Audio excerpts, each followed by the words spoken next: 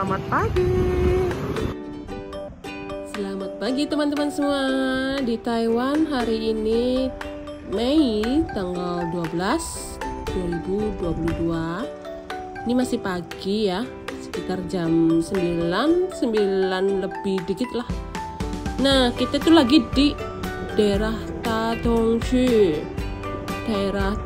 District. Kita lagi jalan-jalan sambil nganterin mama mertua ambil sesuatu gitu, sama mau sembayangan katanya kalau nggak salah.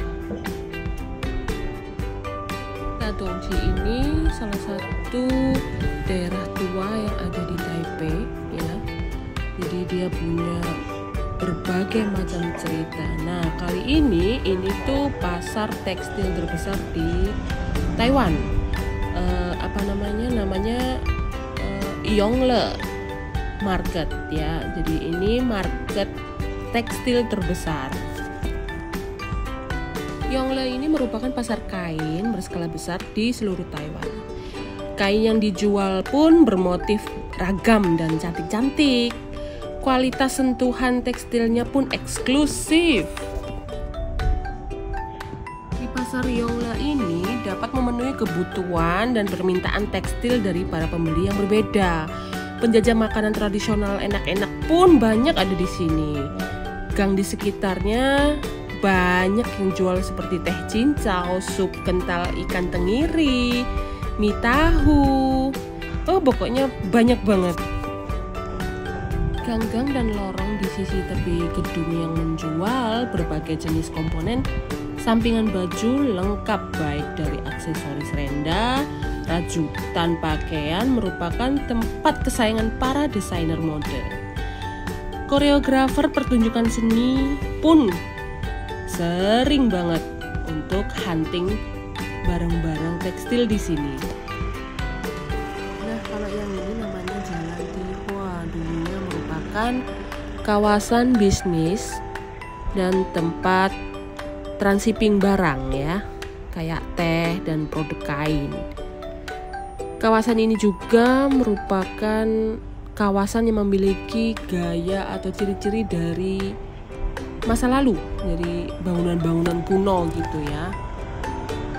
Nah, kalau yang ini tuh kelenteng atau semacam vihara kecil yang ada di dekatnya tempat mertua mau sembahyangan ini.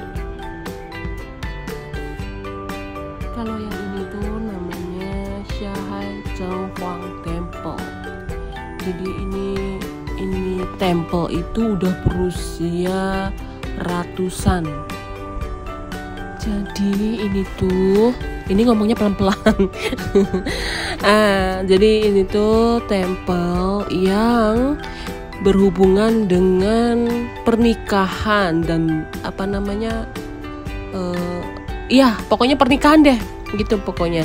Dan orang-orang yang kesini tuh rata-rata ibu-ibu, bapak-bapak, terus para single gitu yang cari jodoh gitu. Karena di sini itu juga dikenal sebagai Chinese Cupid gitu, kayak dewa biro jodoh gitu, biro jodoh dewa biro jodoh gitu. Jadi pokoknya kayak gitu deh. Nah, yang jadi pertanyaan, kenapa mama mertua kesini? Kan anaknya udah pada nikah semua.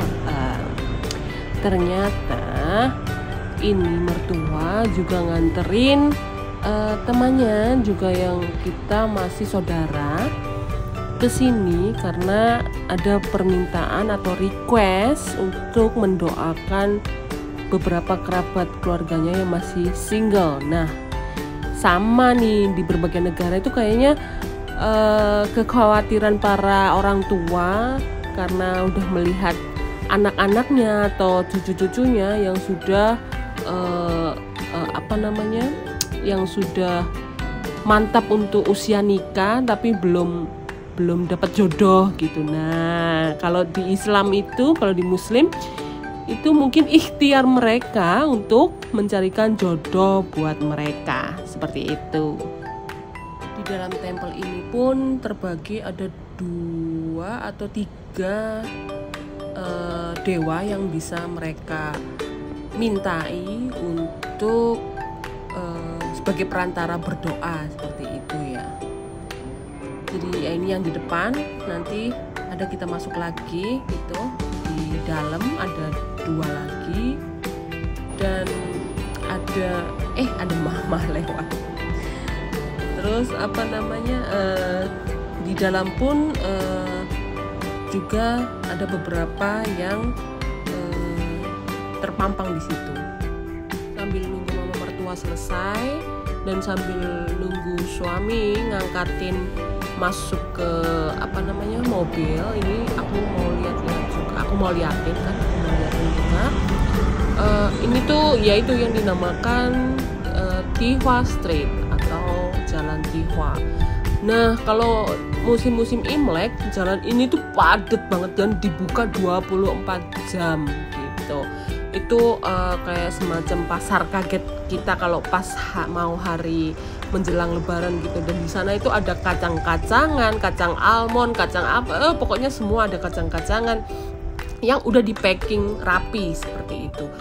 Terus ada juga wine, ada juga likor gitu loh. Pokoknya semua keperluan dari Imlek, dari kertasnya, dari lampionnya itu ada di sana. Dan sepertinya mama mertua sama suami udah pada kelar semua. Dan sekarang kita mau berjalan ke tempat parkiran kembali buat menuju tempat berikutnya, yaitu rumah mama mertua. Tapi ini salah satu penampakan dari Tatung District. Nah, Tatung District ini merupakan salah satu distrik tua yang ada di Taipei. Nah, mereka ini banyak bangunan-bangunan yang udah tua dan mereka akan memugar dan membangunnya kembali, meremajakan gedung gitu. Jadi pemerintah ini amat sangat concern sekali karena bangunan yang sudah lebih dari 40 tahun, mereka akan meminta persetujuan seluruh penghuninya untuk memugar kembali seperti itu. Oke, sampai di sini dulu teman-teman cerita dari Jeng Taiwan. Sampai jumpa.